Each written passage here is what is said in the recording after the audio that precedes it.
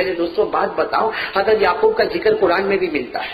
بھائی حضرت یعقوب علیہ السلام کا ذکر قرآن میں ملتا ہے. دیکھو دین کی فکر، کیسے دین کی فکر تھی حضرت یعقوب علیہ السلام کو کہ جب آخری گھڑی آئی، حضرت یعقوب علیہ السلام کی جب آخری گھڑی آئی اپنے سارے بچوں کو جمع کیا. حضرت یعقوب علیہ السلام نے آخری گھڑی، بھائی مرنا تو سبھی کو ہے، موت آنی ہے. حضرت یعقوب علیہ السلام نے اپنے سارے بچوں کو جمع کیا اور جمع کر کے کیا پوچھا، ارے میرے دوستوں اگر ہماری بھی آخری گھڑی آئے، ہم بچوں کو جمع کریں تو ہم میرے دوستوں ہم کیا کیا پوچھتے ہیں دنیا کے بارے میں، پیسوں کے بارے میں.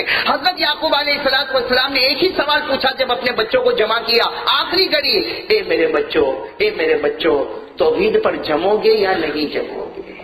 کس کے بارے میں سوال کیا؟ توحید. کہو کرنے دھرنے والا کون؟ ساتھ میں بولو نا، کرنے دھرنے والا کون؟ اللہ. حضرت یعقوب علیہ السلام نے اپنے بچوں کو یہ نہیں پوچھا میرے مرنے کے بعد پیسے کا کیا ہوگا، میرے مرنے کے بعد مکان کا کیا ہوگا، میرے مرنے کے بعد میری جائیداد کا کیا ہوگا، ارے مرنے کے بعد میری پراپرٹی کا کیا ہوگا اور تم کیا کرو گے. حضرت یعقوب علیہ السلام نے ایک ہی سوال پوچھا، میرے بچوں.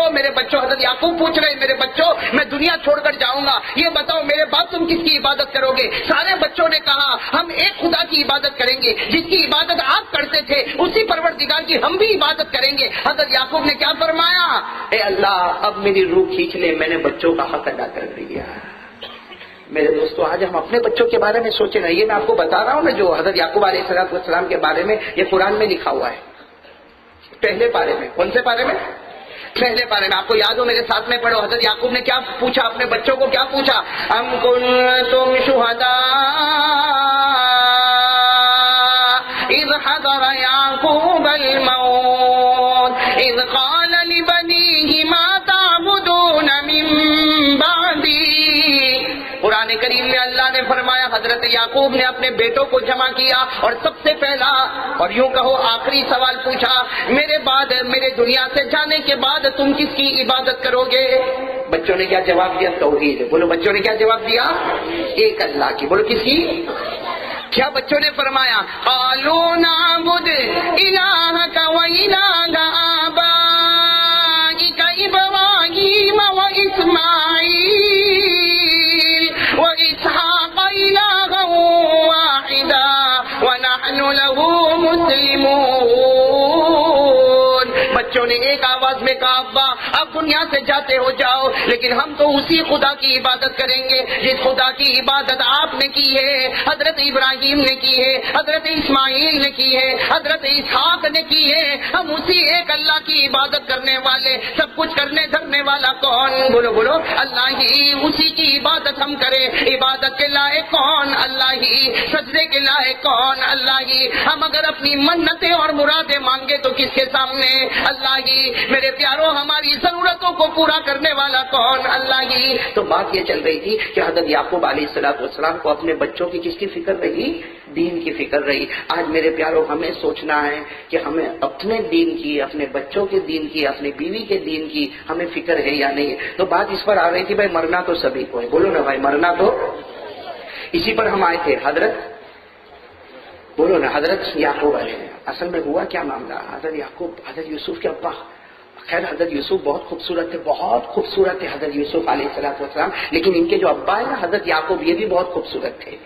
تفسیر میں لکھا حضرت یعقوب علیہ السلام بھی بہت خوبصورت. عجیب بات ہے کہ حضرت یعقوب علیہ السلام کے بارے میں سننا میرے پیارے دوستوں. حضرت یعقوب علیہ السلام کے بارے میں لکھا کہ ایک مرتبہ بیٹھے ہیں حضرت یعقوب علیہ السلام، بیٹھے ہیں اور لمبا چوڑا مجمع بیٹھا ہے. اب حضرت یعقوب بیٹھے کچھ باتیں کر رہے ہیں. اچانک سامنے دروازہ کھلا. حضرت یعقوب علیہ السلام نے دیکھا کوئی آ رہا ہے، دیکھا کہ داخل ہوا. کون آیا؟ ملک الموت، موت کا فرشتہ. کون؟ بولو کون؟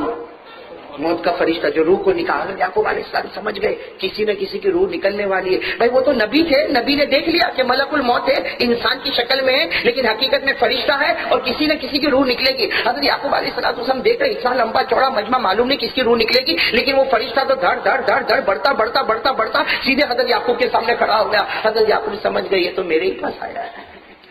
یہ تو میرے ہی پاس آیا. حضرت یعقوب علیہ السلام، ارے موت تو ایسی چیز ہے جس سے ہر آدمی ڈرتا ہے، ہر آدمی کانپتا. حضرت یعقوب علیہ السلام کا بدن تھر تھر کانپنے لگا. حضرت یعقوب علیہ السلام نے فوراً پوچھا انت ملک الموت، تم موت کے فرشتے ہو نا؟ سامنے فرشتے نے کہا ہاں ہاں میں موت کا فرشتہ. حضرت یعقوب علیہ السلام نے پوچھا کہ کیوں آئے ہو، آئے کیوں ہو یہاں پر؟ اس لیے حضرت یعقوب کے سامنے وہ فرشتہ آئے کیوں؟ فرشتے نے کہا فکر نہ کرو، آپ تو بہت خوبصورت ہے، آپ کے چہرے کا دیدار کرنے کے لیے آیا.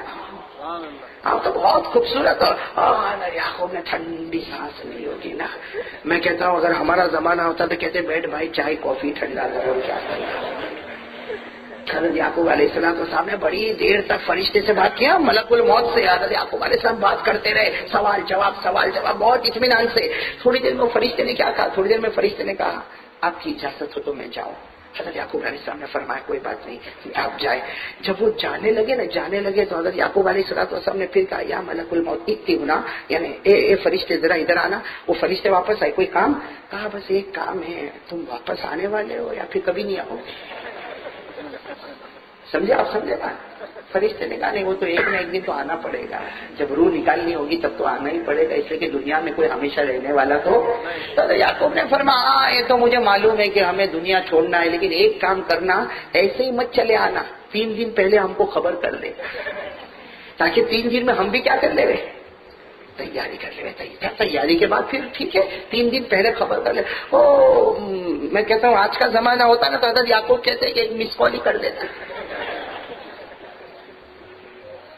وہ فرشتے چلے گئے، بولو فرشتے چلے گئے. حضرت یعقوب علیہ السلام ایک لمبا زمانہ گزر گیا، سال گزر گئے، زمانہ لمبا گزر گیا. ایک دن حضرت یعقوب علیہ السلام بیٹھے، اسی طرح حضرت یعقوب علیہ السلام بیٹھے اور لمبا چوڑا مجمع بیٹھا، اور جیسے اس دن ہوا تھا آج بھی دروازہ کھلا تو دیکھا وہ ملک الموت. وہ چلتے بالکل حضرت یعقوب علیہ السلام کے سامنے. حضرت یعقوب علیہ السلام نے پوچھا کون؟ وہی ملک الموت. کہا کیوں آئے؟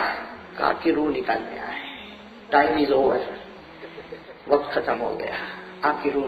حضرت یعقوب علیہ السلام کا چہرہ تغیر وجہ یعقوب، حضرت یعقوب علیہ السلام کا پورے چہرے کا رنگ بدل گیا. کہا ایسے کیسے روح نکالو گے؟ ہماری آپس میں بات ہوئی تھی کہ 3 دن پہلے آپ ہم کو خبر کرو گے، بغیر خبر کے آ گئے اور کہتے ہو روح نکالو گے. ملک الموت نے کہا آپ کو خبر تو نہیں دی ہم نے. آپ کو کہا مجھے کوئی خبر تم لوگوں نے نہیں دی. وہ فرشتے نے کہا، وہ فرشتہ ملک الموت نے کہا اللہ کے نبی یعقوب غصے مت ہو، ہم آپ کی بات نہیں کرتے، ہم تو جب بھی کسی کی روح نکالتے 3 دن پہلے نہیں، 3 4 سال پہلے ہم ان کو خبر دیتے ہیں. ہم تو خبر دیتے ہیں، خبر دیے. کہا ایک کا دکھا ایسا ہوتا کہ ہم بغیر خبر دیے آ جاتے، باقی 99.9% ہم پہلے خبر دیتے ہیں ہم آ رہے ہیں اور اس کے بعد ہم آتے. تو جب ہم ساری دنیا کو خبر دیتے ہیں تو آپ تو اللہ کے نبی ہیں، کیا ہم نے آپ کو خبر نہیں دی؟ بغیر خبر کے آ گئے. حضرت یعقوب علیہ السلام تو ہمارے غصے کے لال ہو گئے. کہا دنیا والوں کو تم خبر دیتے ہوں گے، لیکن مجھے جو وعدہ کیا تھا کہ 3 دن پہلے خبر دو گے، تم نے مجھے خبر. فرشتے نے پھر کہا اللہ کے نبی غصے میں تو خبر تو دی. کہا کون سی خبر، کیسی خبر؟ تم دنیا کو دیتے ہوں گے، مجھے کوئی خبر نہیں دی. اور فرشتے نے کہا میرے ایک سوال کا جواب دو، آپ کے داڑھی اور سر کے بال سفید ہوئے کہ نہیں ہوئے؟ حضرت یعقوب نے کہا کہ ہاں ہو گئے، سفید ہو گئے داڑھی کے بال. کہا یہ ہماری پہلی خبر تھی، یہ ہمارا پہلا سگنل تھا. وہ الگ بات ہے کہ کوئی ہمارے سگنل کی طرف دیکھے نہ دیکھے، لیکن ہم تو خبر دے دیتے ہیں. حضرت یعقوب علیہ السلام نے کہا یہ بات تو ہے، بال تو سفید ہو گئے. کہا کہ وہ فرشتے کیا کہہ رہے ہیں؟ یعقوب اللہ کے نبی ایک زمانہ تھا، آپ کی جوانی ایک زمانہ تھا، آپ دوڑتے تھے، چلتے تھے، تیز قدموں کے ساتھ چلتے تھے، بلکہ ٹیلوں پر اور پہاڑوں پر آپ اطمینان سے چڑھ جاتے تھے. آج بتاؤ آپ اتنی تیزی کے ساتھ چلتے ہو اور پہاڑوں پر چڑھ سکتے ہو؟ حضرت یعقوب نے کہا نہیں اب تو نہیں کر سکتا. کہا یہ ہمارا دوسرا سگنل تھا. یہ ہمارا کون سا سگنل تھا؟ اور تیسری بات جو کہی نا بہت عجیب کہی. کہا کہ اللہ کے نبی یعقوب، تو اللہ کے نبی یعقوب ایک بات بتاؤ، پہلے وہ زمانہ تھا کہ آپ کے بدن میں کوئی درد نہیں تھا، اب بتاؤ آپ کے بدن میں کچھ درد ہوتا ہے؟ حضرت یعقوب نے فرمایا ہاں کبھی کبھی پاؤں میں درد ہو جاتا ہے، کبھی کبھی سر میں درد ہو جاتا. وہ فرشتے نے کہا اللہ کے نبی یہ تیسرا سگنل تھا. 3 خبریں دینے کے بعد بھی کہتے ہو بغیر خبر کے ہم لوگ آ جاتے ہیں. کہا یہ تو ہمارے اوپر الزام ہے کہ ہم خبر نہیں دیتے، ایسے ہی آ جاتے، نہیں ہم تو بہت سارے سگنل دیتے۔ وہ الگ بات ہے کہ کوئی اس سگنل کی طرف دیکھتا نہیں ہے۔ تو میرے پیارو حضرت یعقوب نے کیا کہا؟ آمنا باللہ وصدقنا باللہ، تم نے بالکل سچ کہا، اللہ نے بھی سچ کہا، میری روح کو نکال لو۔ خیر حضرت یعقوب علیہ السلام اللہ کو پیارے ہو گئے، سارے بچوں کو وصیت کرتے کرتے اللہ کو پیارے ہو گئے۔ لیکن میں آپ سے پوچھتا ہوں میرے پیارو، ہم جتنے بیٹھے ہیں ہم کو بھی تو خبریں مل رہی ہیں، ارے ملی کہ نہیں ملی؟ وہ الگ بات ہے کہ اب تک داڑھی نہیں رکھتا، باقی رکھتا تو سفید بال نکلتا ہے۔ ہوا کہ نہیں ہوا؟ عمر ہوئی کہ نہیں ہوئی؟ بدن میں درد ورد ہوتا کہ نہیں ہوتا؟ اور میرے دوستوں پہلے جو ہماری چلنے کا انداز تھا کیا ابھی وہ چلنے کا انداز ہے؟ ساری خبریں ہمارے پاس آ گئی میرے پیارو، لیکن اب تک ہمیں اس کی خبر نہیں، اس کی فکر ہی نہیں کہ اللہ کو میں کیا جواب دوں گا۔ اب سچ بتاؤ میرے پیارو، اگر اللہ ابھی میری روح نکالے، آپ کی روح نکالے، ہمارے پاس کتنی نمازیں ہیں جو اللہ کو بتا سکتے ہیں؟ کتنے روزے ہیں جو اللہ کو ہم بتا سکتے ہیں؟ کتنی نمازیں ہماری باقی ہیں میرے پیارو، کتنی نمازیں ہمارے باقی؟ ابھی میں غوث پاک کے بارے میں آپ کو باتیں بتاؤں گا کہ نماز ہماری جو چھوٹتی ہے تو کیا کیا ہوتا ہے۔ آج میرے دوستو یہ جتنا مجمع بیٹھا ہے، کوئی 25 سال کا، کوئی 30 سال کا، کوئی 35 سال کا، کوئی 40 سال کا، ارے میرے دوستو تم دکانوں کا حساب کرتے ہو، کبھی اللہ کے واسطے کوئی ایک ڈائری بناؤ اور اس ڈائری میں لکھو کہ 15 سال کی عمر میں بالغ ہوا، 15 سال کی عمر سے لے کر ابھی 25 اور 25 سے لے کر 35 اور 35 سے لے کر 45، 30 سال ہو گئے۔ 30 سال میں میری فجر کی کتنی نمازیں قضا ہوئی، ظہر کی کتنی قضا ہوئی، عصر کی کتنی قضا ہوئی، مغرب اور عشاء اور وتر کی نمازیں کتنی قضا ہوئی، اس کو ڈائری میں لکھو اور قضا کرنا شروع کرو۔ ورنہ میرے پیارو صاف طور پر سننا، کوئی جان بوجھ کر ایک نماز کو چھوڑ دیتا ہے، اللہ موت کے وقت کلمہ بھی نصیب نہیں کرتا۔ لیکن یہ سب حساب ہمارے پاس نہیں ہے۔ ارے بولو یہ حساب ہے ہمارے پاس؟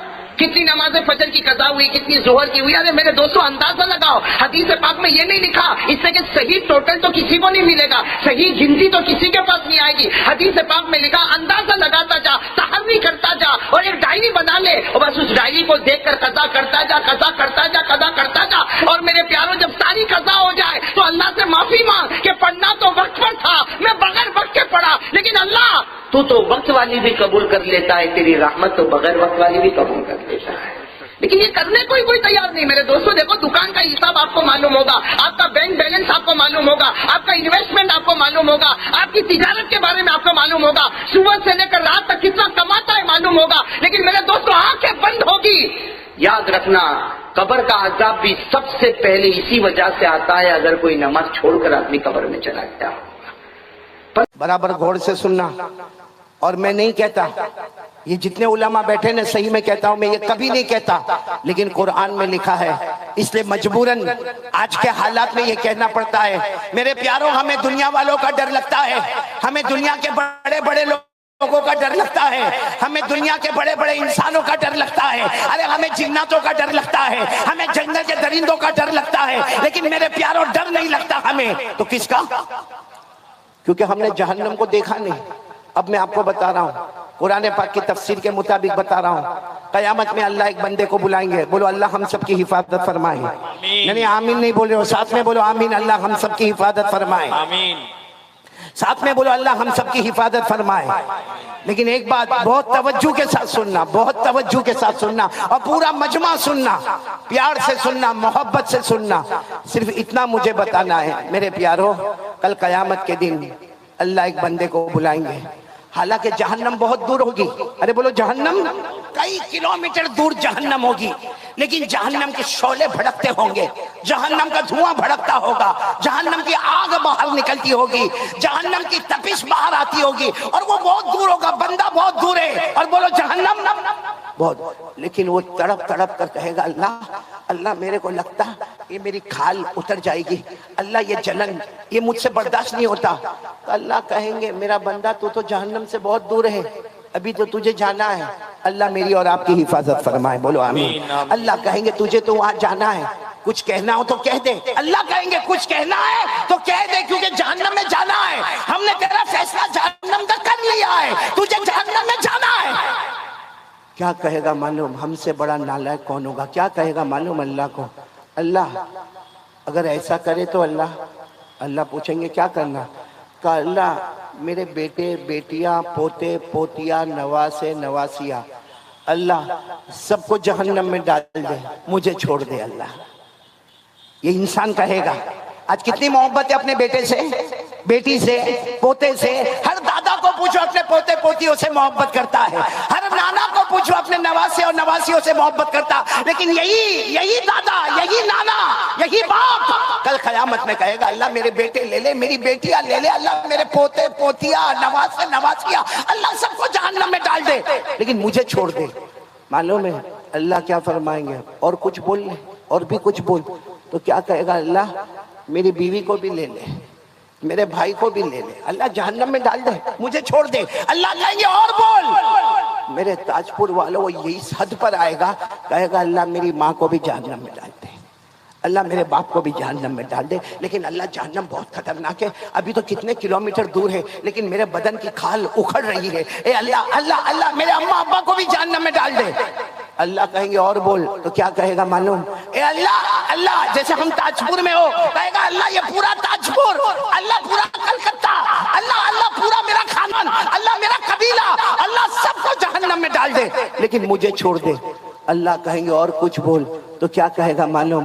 زمین پر جتنے انسان اور جنات اور چرندے اور درندے اور پرندے اور سمندر کی مخلوق، اللہ سب کو جہنم میں ڈال دے، مجھے چھوڑ دے. اس وقت اللہ تبارک و تعالیٰ فرمائیں گے نہیں میرا بندہ، نہیں میرا بندہ، گناہ تو نے کیا، تیرے بیٹے کو کیوں جہنم میں ڈالوں گا؟ نہیں میرا بندہ، گناہ تو نے کیا، فجر کی نماز تو نہیں پڑھا، تیری بیوی کو کیوں جہنم میں ڈالوں گا؟ موبائل پر ننگا بنا تو نے کیا، تیری ماں کو میں کیوں جہنم میں ڈالوں گا؟ اللہ کہیں گے قرآن پاک کی تلاوت تو نے نہیں کیا، رمضان کے روزے تو نے نہیں رکھے، تراویح تو نہیں پڑھا، زمانہ گزر گیا تو نے قرآن پاک کو ہاتھ نہیں لگایا، گناہ تو کرتا ہے، میں کسی اور کو جہنم میں کیوں ڈالوں؟ اللہ فرشتوں کو کہیں گے اسے لے جاؤ جہنم میں لے جاؤ. میرے پیارو جیسے جیسے قریب جاتا جائے گا معلوم نہیں کتنی مرتبہ بدن کی کھال نکل جائے گی، پھر اللہ دوبارہ کھال ڈالیں گے، پھر وہ جل جل کر اور پک پک کر اور تپا تپا کر پھر نکلے گی، پھر وہ کھال ڈالی جائے گی. اسی طرح معاملہ ہوتا جائے گا. یہ میں نہیں کہتا میرے پیارو، یہ تو ہم نے جہنم کو دیکھا نہیں ہے اس لیے ہم کو ڈر نہیں لگتا. باقی یہ بیان کرنے والا کون؟ اللہ. یہ جو میں نے ابھی جو پورا داستان سنایا یہ کہاں پر لکھا ہوا؟ نہیں سب بولیں گے ساتھ میں، کہاں پر لکھا ہوا؟ ورنہ میرے کو حق ہے کہ میں یہ کہوں کہ کوئی یہ بولے گا کوئی یہ بولے گا. کہاں پر لکھا ہوا ہے؟ قرآن میں. میں آپ کو حوالہ دے رہا ہوں، پارہ نمبر 29. پورا مجمع بولے، پارہ نمبر 29 سورہ معارج. سورہ اللہ نے فرمایا وَلَا يَسْأَلُ حَمِيمٌ حَمِيمًا يُبَصَّرُونَهُمْ يَوَدُّ الْمُجْرِمُ لَوْ يَفْتَدِي مِنْ عَذَابِ يَوْمِئِذٍ بِبَنِيهِ وَصَاحِبَتِهِ وَأَخِيهِ وَفَصِيلَتِهِ الَّتِي تُؤْوِيهِ وَمَنْ فِي الْأَرْضِ جَمِيعًا ثُمَّ يُنْجِيهِ. کہے گا اللہ سب کو جہنم میں ڈال دے، مجھے بچا دے. اللہ کیا جواب دیں گے؟ كَلَّا إِنَّهَا لَظَىٰ نَزَّاعَةً لِلشَّوَىٰ تَدْعُو مَنْ أَدْبَرَ وَتَوَلَّىٰ وَجَمَعَ فَأَوْعَىٰ. میرے پیارو آج کون کون توبہ کرنے کو تیار ہے؟ میرے پیارو ہم نے بہت دھوکہ دیا، اللہ کو بہت دھوکہ دیا. پھر ایک مرتبہ بولو اللہ کی طاقت سے بڑھ کر کوئی طاقت ہے؟ اور ہم نے جہنم کو دیکھا نہیں ہے. اچھا کون کون یہ چاہتا ہے کہ جہنم کی آگ کو بجھا دے؟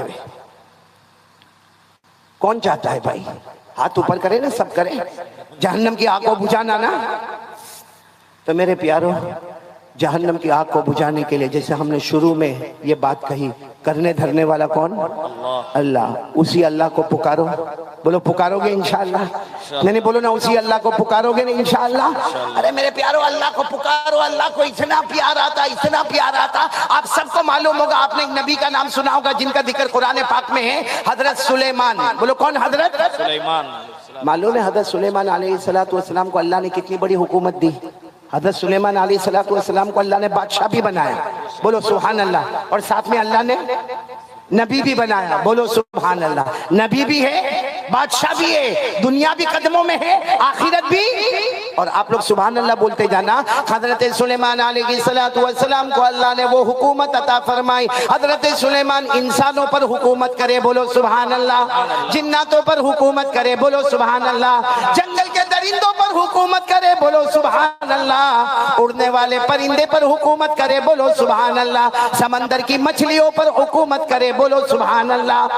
اللہ نے حضرت سلیمان کو اتنی بڑی حکومت دی کہ اللہ نے آپ کو ہوا پر بھی حکومت دی. بولو کہاں پر حکومت دی؟ کیسی حکومت معلوم ہے؟ حضرت سلیمان علیہ السلام کے پاس جیسے ہم لوگوں کے پاس کار ہوتی ہے, کار کیا بولتے ہیں آپ لوگ؟ گاڑی بولتے, گاڑی بولتے نا. کسی کے پاس 2 پہیا, کسی کے پاس 3 پہیا, کسی کے پاس 4 پہیا گاڑی ہوتی ہے نا. اللہ نے حضرت سلیمان علیہ السلام کو بھی ایک بہت شاندار تخت دیا تھا. آپ کو معلوم ہے حضرت سلیمان علیہ السلام جب اس پر بیٹھتے تھے تو فرشتے آتے تھے, 2 فرشتے آتے تھے اور آ کر پوچھتے تھے کہاں جانا ہے. حضرت سلیمان علیہ السلام کو آ کر پوچھتے تھے کہاں جانا ہے. حضرت سلیمان علیہ السلام فرماتے تھے میں مشرق میں ہوں, مجھے مغرب میں جانا ہے. پورا مجمع بولے میں کہاں پر ہوں؟ مشرق میں. جانا کہاں پر ہے؟ مغرب میں. یعنی آسان الفاظ میں یوں کہو کہ جیسے ہم تاج پور میں ہیں اور اللہ میرے کو ابھی امریکہ جانا ہے یا میرے کو افریقہ جانا ہے, یا یوں کہو کہ میرے کو مکہ مدینہ جانا ہے.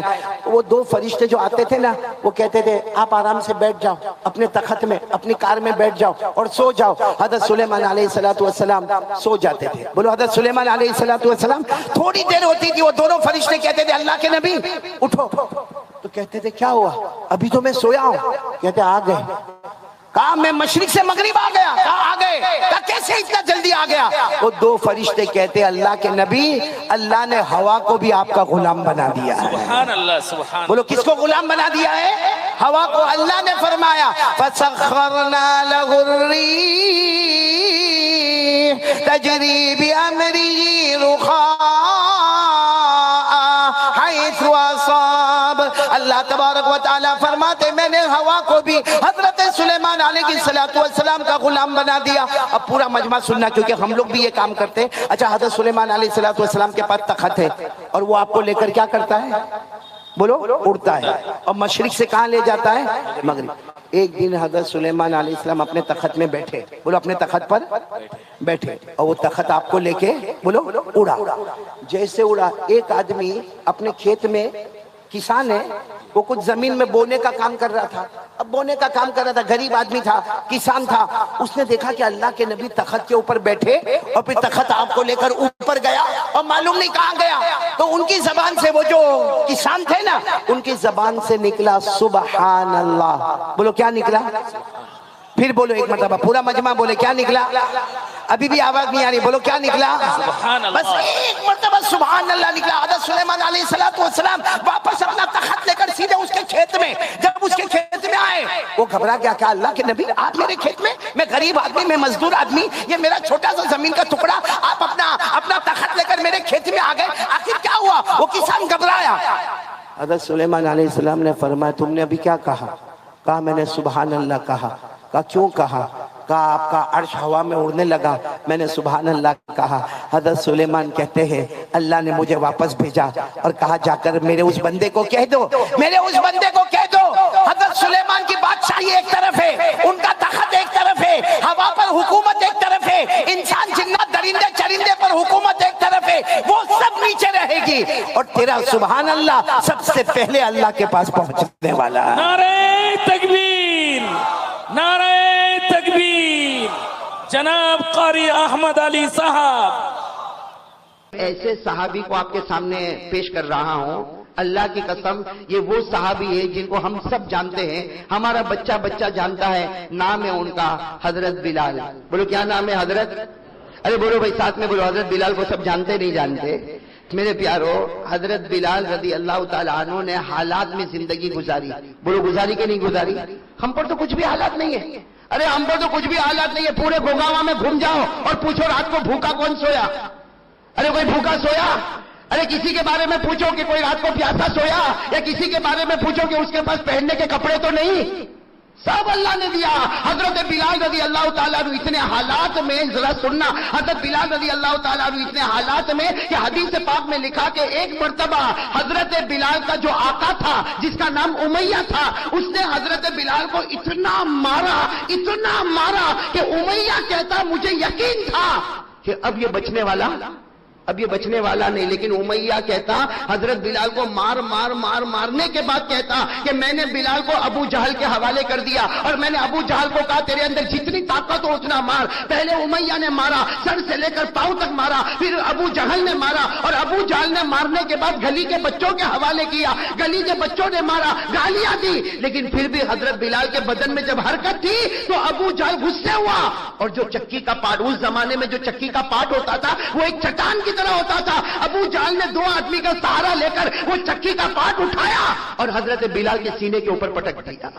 उठाया और हजरत बिलाल के सीने पर पटक दिया। आप अंदाजा लगाओ हजरत बिलाल के ऊपर क्या गुजरी होगी मेरे प्यारो। ये अल्लाह की कसम खाकर कहता हूं, मेरे जैसे नालायक के लिए बोलना आसान, आपके लिए सुनना आसान, लेकिन जिस पर गुजरी होगी वही जानते हैं कि कैसे एक एक सेकंड गुजरे होंगे। सर के बाल से लेकर पांव के नाखून तक लहू लुहान हो गए हैं, आपके सारे कपड़े फटे हुए हैं, आपके सीने के ऊपर चक्की का पाट रखा हुआ है, एक चट्टान रखी हुई है और उमैया ने मारा है, अबू जहल ने मारा है, गली के छोटे छोटे बच्चों ने मारा है।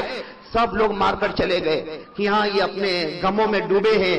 सामने से एक सहाबी और आ रहे हैं जिनका नाम क्या है, हजरत अबू बकर। क्या नाम है हजरत अबू बकर रज़ी अल्लाह ताला अन्हु ने जब देखा कि वो हजरत बिलाल के सीने के ऊपर चक्की का पाट और मालूम नहीं मारने वालों ने कितना मारा। हजरत अबू बकर तो बहुत नरम दिल थे, उन्होंने बड़े इत्मीनान से वो चक्की के पाट को हटाया, चक्की का पाट हटाया और हजरत बिलाल रज़ी अल्लाह ताला अन्हु को खड़ा किया, सारे जख्मों को धोया। हजरत अबू बकर रोते गए और रोते रोते कहा कि बिलाल, ए बिलाल, ये लोगों ने तुम्हें क्यों मारा, इन लोगों ने तुम्हें इतना क्यों मारा, अरे और थोड़ा मारे होते तो तुम खत्म हो गए होते। ए बिलाल, आखिर तुम्हें मारा तो क्यों मारा। हजरत बिलाल ने क्या फरमाया, मेरी जबान पर अहद आ गया, मेरी जबान पर अल्लाह एक आ गया, उसकी वजह से मुझे मारा। हजरत अबू बकर ने अपना प्यार भरा हाथ हजरत बिलाल के सर पर रखा और कहा देखो मैं बड़ा हूं, मैं उम्र में भी बड़ा हूं, मेरी बात मानो।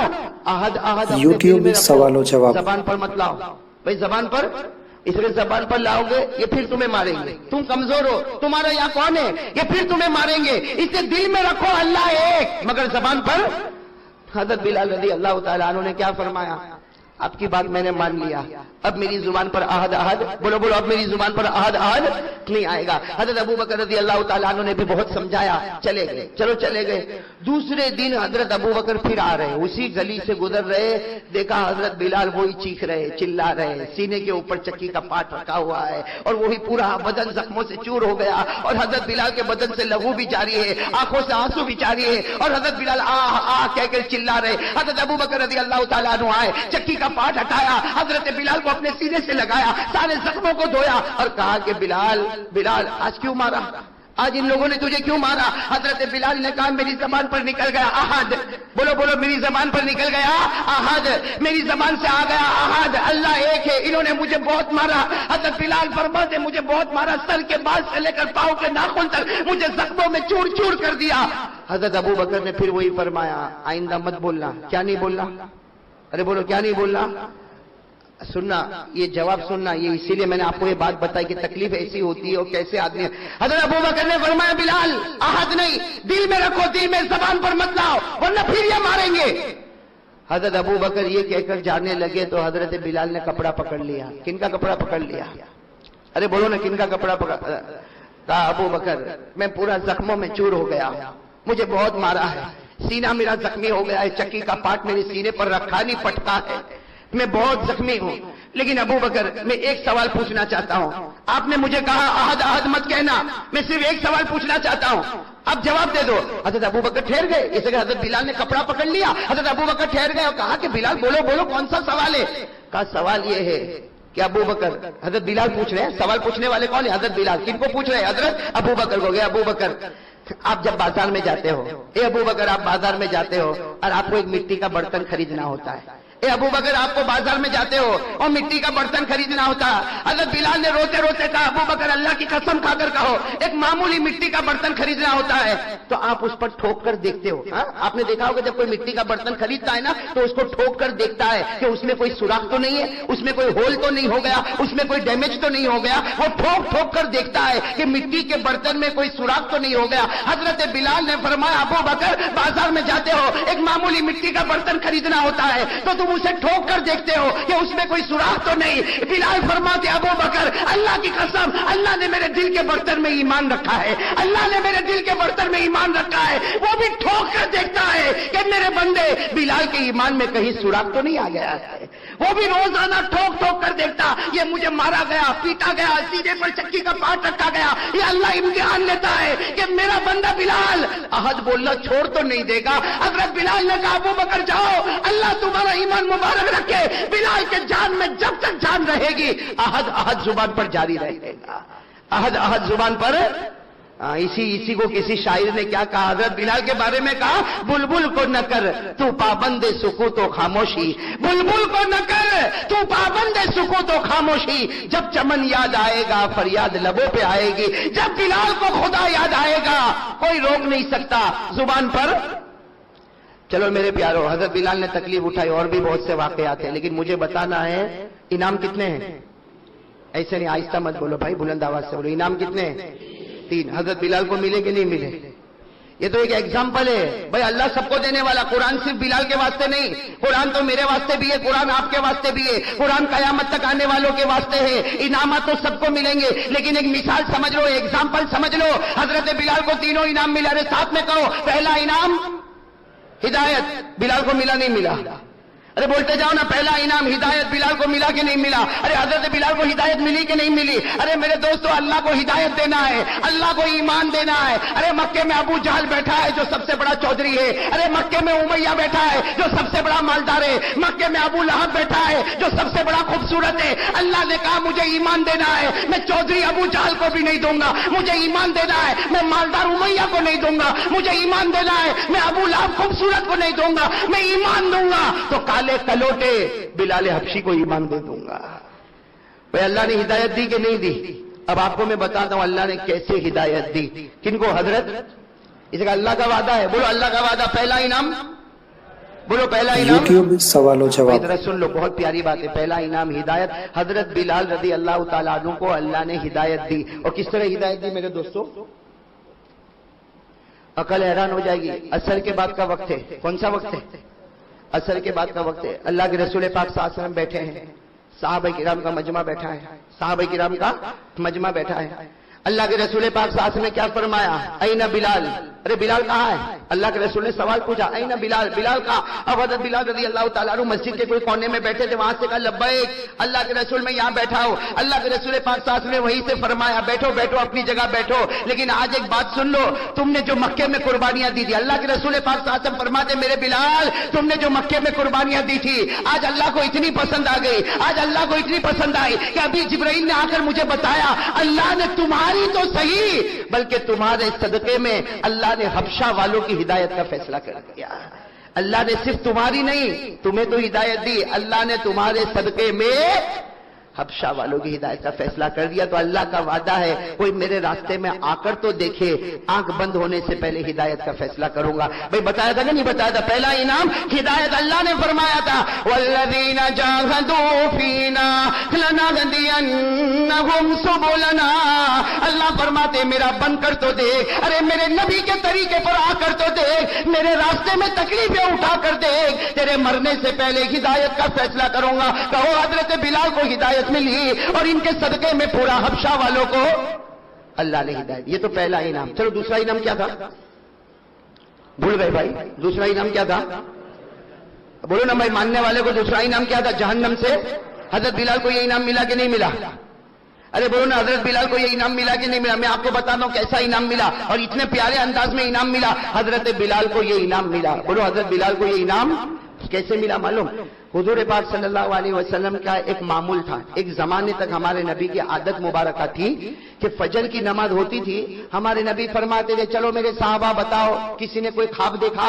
ارے بتاؤ حل رأى احد منکم من رؤیا، ارے تم میں سے کسی نے کوئی خواب دیکھا؟ بس یہ روز کا معمول فجر کی نماز ہو جائے، اللہ کے رسول پاک صلی اللہ علیہ وسلم اعلان فرمائے بھائی کسی نے خواب دیکھا؟ کوئی صحابی کھڑے ہو کر کہتے اللہ کے رسول میں نے خواب دیکھا، ہمارے نبی کہتے چلو خواب بیان کرو، وہ صحابی خواب بیان کرتے اور ہمارے نبی خواب کا مطلب اور خواب کی تعبیر بیان کرتے۔ لیکن ایک مرتبہ کیا ہوا، اللہ کے رسول پاک صلی اللہ علیہ وسلم نے فجر کی نماز پڑھائی، فجر کی نماز کے بعد اللہ کے رسول پاک صلی اللہ علیہ وسلم کھڑے ہو گئے، کہا کوئی نہیں کوئی اپنا خواب نہیں بتائے گا، آج میں خود اپنا خواب بتاؤں گا۔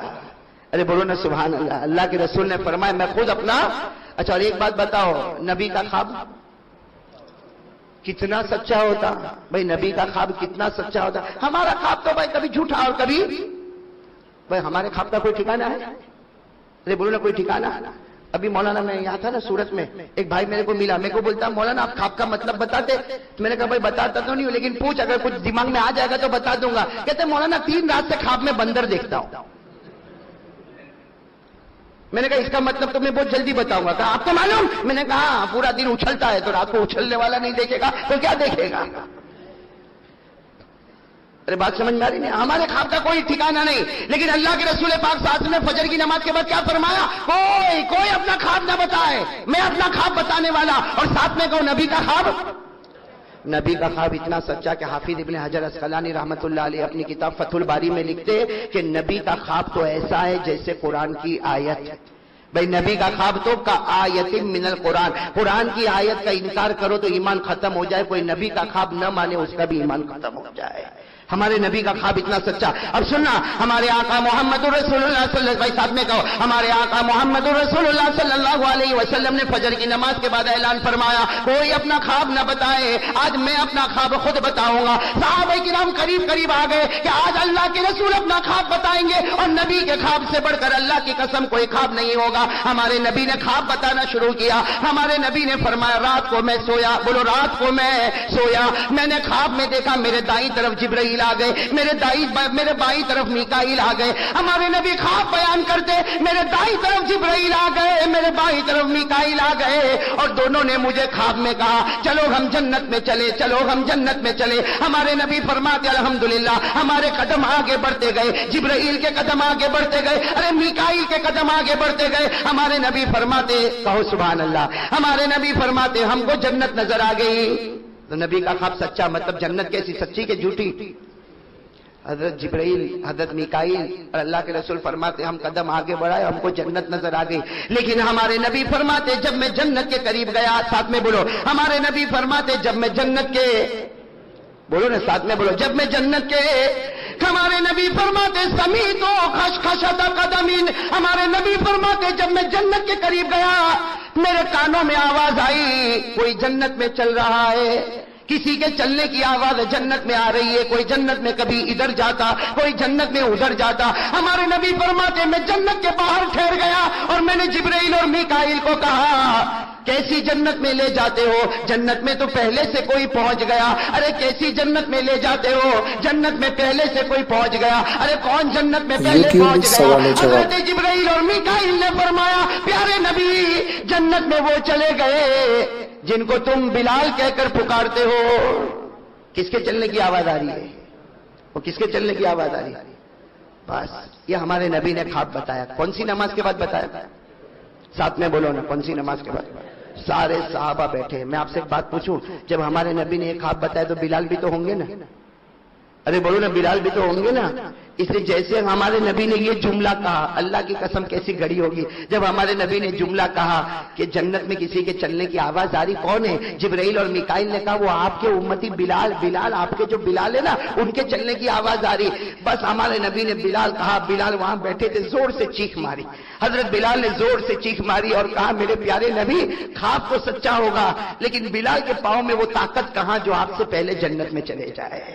حضرت بلال وہیں بیٹھے، کہا اللہ کے رسول خواب سچا ہے اس لیے کہ آپ کا خواب جیسے قرآن کی آیت ہے، میں منع نہیں کر سکتا لیکن میں آپ سے پہلے کیسے جنت میں چلا جاؤں گا؟ ہمارے نبی نے کہا بلال ادھر آؤ تو صحیح، ادھر آؤ تو صحیح۔ جب حضرت بلال آئے ہمارے نبی، اللہ اکبر کبیرہ میرے دوستو، ہمارے نبی نے گلے لگایا اور گلے لگا کر کہا بلال تو نے خواب سنا، تو نے خواب کا مطلب تو اب تک نہیں سنا، ابھی تو میں نے خواب سنایا، میں نے خواب کا مطلب تو نہیں سنایا۔ حضرت بلال رونے لگے، کہا اللہ کے رسول خواب کا جو بھی مطلب ہوگا لیکن میں آپ سے پہلے کیسے جنت میں جاؤں گا؟ ہمارے نبی نے فرمایا بلال خواب کا مطلب تو سن لے، جب میں جنت میں جاؤں گا ہمارے نبی فرماتے قیامت کا میدان ختم ہوگا، میں جنت میں جاؤں گا، میں اٹھنی پر بیٹھوں گا، لیکن میرے اٹھنی کی رسی اے بلال تیرے ہاتھوں میں ہوگی، اے بلال تیرے ہاتھوں میں ہوگی۔ اسی لیے علماء نے لکھا کہ جنت میں سب سے پہلا قدم اگر پہنچے گا تو بلال کا پہنچے گا، اس حال میں کہ ان کے ہاتھ میں رسی ہوگی اور اٹھنی کی رسی ہوگی، اور اس اٹھنی پر ہمارے آقا محمد الرسول اللہ۔ بتاؤ بلال کو دوسرا انعام ملا کہ نہیں ملا؟ میں دوسرا انعام کیا تھا؟ جہنم سے، یہاں تو ایسی جہنم سے آزادی ہوئی کہ سارے امتیوں میں بلکہ سارے لوگوں میں سب سے پہلا قدم اگر جنت میں پہنچے گا تو حضرت بلال کا پہنچے گا۔ دونوں انعام مل گئے کہ نہیں مل گئے؟ بولو پہلا انعام ہدایت ملی، ارے بولو حضرت بلال کو ہدایت ملی، ایسی ہدایت ملی کہ ان کے صدقے حبشہ والوں کو ہدایت ملی، اور جہنم سے آزاد ہوئے تو ایسے آزاد ہوئے کہ کوئی جنت میں قدم نہ رکھے جب تک حضرت بلال کا قدم جنت میں نہ پہنچ جائے۔ بھائی دونوں انعام ملے نا؟ تیسرا انعام کیا تھا؟ بولو تیسرا انعام کیا تھا؟ موت کے وقت یاد رہیں گے نا بھائی، تینوں انعام یاد رہیں گے نا؟ تیسرا انعام کیا تھا؟ موت کے وقت۔ اور حضرت بلال کو کلمہ ملا کہ نہیں ملا موت کے وقت؟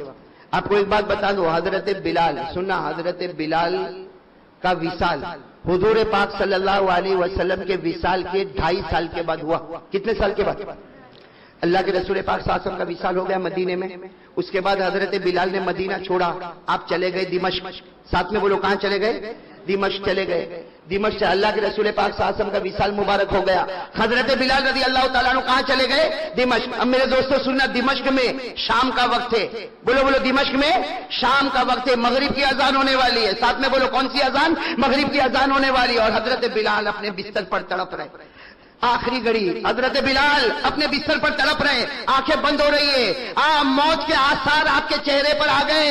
ان کی بیوی قریب میں بیٹھی ہے، بولو حضرت بلال کی بیوی نے کیا جملہ کہا معلوم؟ بیوی قریب میں بیٹھی ہے، انہوں نے جب دیکھا کہ میرے شوہر اور آخری گھڑی، ارے بیوی تو بیوی ہوتی ہے، بیوی نے ایک جملہ کہا، واہ کربا واہ حزنا، جس کا ترجمہ ہم لوگ کرتے میں برباد ہو گئی، میں برباد ہو گئی، میں برباد ہو گئی، میرا شوہر مجھے چھوڑ کر جا رہا، میں بیوہ ہو گئی، میرا شوہر مجھے چھوڑ کر جا رہا۔ سننا، حضرت بلال نے اپنی آنکھوں کو کھولا، اپنی بیوی کو کہا کیا کہہ رہی ہو؟ اپنی بیوی کو کہا کیا کہہ رہی ہو؟ تو بیوی نے کہا تمہارے چہرے سے پتا چلتا تم دنیا چھوڑ کے جانے والے، میں رو نہ تو کیا کروں؟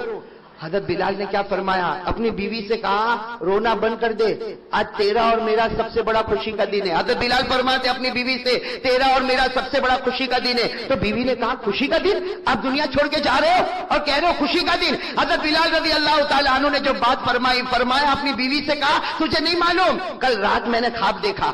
حضرت بلال اپنی بیوی سے کہہ رہے کل رات میں نے خواب دیکھا، میں نے خواب میں دیکھا کہ میرے نبی پاک محمد الرسول اللہ صلی اللہ علیہ وسلم کبھی ادھر جا رہے، کبھی میرے نبی ادھر جا رہے۔ حضرت بلال فرماتے میں نے خواب میں پوچھا میرے پیارے نبی کیا ڈھونڈتے ہو؟ تو نبی نے فرمایا او بلال میں تجھے ڈھونڈ رہا ہوں، اے بلال میں تجھے ڈھونڈ رہا۔ اور حضرت بلال نے روتے روتے اپنی بیوی سے کہا رات کو خواب میں میرے نبی نے مجھے کہا کل روزہ رکھنا، کل روزہ رکھنا، سحری بیوی کے دسترخوان پر کرنا، افطار محمد کے دسترخوان پر کرے گا صلی اللہ ہو۔ حضرت بلال یوٹیوب میں سوال و جواب۔ بلال بھی رونے لگے، اور سامنے کون بیٹھی ہے؟ سامنے کون بیٹھی ہے؟ بیوی، وہ بھی رو رہی ہے، اور حضرت بلال کی آخری گھڑی آ رہی ہے، آخری گھڑی آ رہی ہے، اور اپنی بیوی سے کہتے رونا بند کر دے، رونا بند کر دے، میرا روزہ ہے، سحری میں نے تیرے دسترخوان پر کیا ہے، افطار محمد کے دسترخوان پر ہونے والا۔ وہ بیوی جو ہے نا، بیوی وہ عورت، وہ کہتی ہے اللہ کی قسم دمشق کی جامع مسجد میں اذان ہونے کو تھوڑی دیر باقی ہے۔ وہ بیوی کہتی ہے دمشق کی جامع مسجد میں اذان ہونے کو تھوڑی دیر باقی ہے۔ وہ بیوی کہتی میں نے بلال کو دیکھا، بلال کے چہرے پر ہلکی سی مسکراہٹ آ گئی، کہو سبحان اللہ۔ کہتے حضرت بلال کے چہرے پر مسکراہٹ آ گئی۔ وہ بیوی کہتی میں نے پوچھا آپ ہنستے کیوں ہو؟ تو کہا میں کیوں ہنس رہا، ذرا آسمان کی طرف دیکھ۔ حضرت بلال نے اپنی بیوی سے کہا آسمان کی طرف دیکھ۔ وہ بیوی کہتی میرے پیدا کرنے والے کی قسم میں نے آسمان کی طرف دیکھا، میں نے نبی کا چہرہ دیکھا، میں نے جنت کا دسترخوان دیکھا، اور آواز آ رہی تھی میرے نبی کہہ رہے تھے بلال آجا اب دسترخوان پر تیرا ہی انتظار باقی ہے، اب دسترخوان پر تیرا ہی انتظار باقی. حضرت بلال فرماتے, وہ بیوی فرماتی, حضرت بلال نے آسمان کی طرف دیکھا اور کہا کہ محمد اور اس کے ساتھی تیار ہو گئے ہیں, دسترخوان تیار ہو چکا, میرے نبی تیار ہو گئے. وہ بیوی کہتی دمشق کی جامع مسجد میں مغرب کی اذان ہوئی, اللہ اکبر اللہ اکبر. وہ بیوی کہتی وہاں مغرب کی جامع مسجد میں یہ مغرب کی اذان ہوئی اور حضرت بلال نے لا الہ الا اللہ محمد الرسول اللہ کہا اور آنکھیں بند ہو گئی اور میرے دوستوں نبی کے دسترخوان پر پہنچ گئے. تو بتاؤ تیسرا انعام بھی ملا کہ نہیں ملا؟ ارے میرے دوستوں کوئی مضبوط ایمان والا ہوتا, ہدایت ملتی ہے تو اکیلے بلال کو نہیں ملتی ہے, پورے حبشہ والوں کو ہدایت ملتی ہے. ارے میرے دوستوں جب جہنم سے آزاد ہوتے ہیں تو ایسے آزاد ہوتے ہیں کہ سب سے پہلا قدم اگر جنت میں جاتا ہے تو حضرت بلال کا جاتا ہے. اور موت کے وقت کلمہ پڑھتے ہیں تو صرف کلمہ نہیں پڑھتے, کلمہ پڑھنے سے پہلے اپنے محبوب کے چہرے انور کا دیدار بھی تو کرتے ہیں. بھئی نبی پاک کا دیدار ہوتا ہے پھر کلمہ نصیب ہوتا ہے. بھائیو ہمارے نبی کو اگر سب سے زیادہ محبت ہے تو امتیوں سے محبت ہے, اور یہ ہم سب جانتے ہیں کہ ہمارے نبی کو سب سے زیادہ اگر کوئی تڑپ ہے تو اس امتی کے بارے میں تڑپ ہے.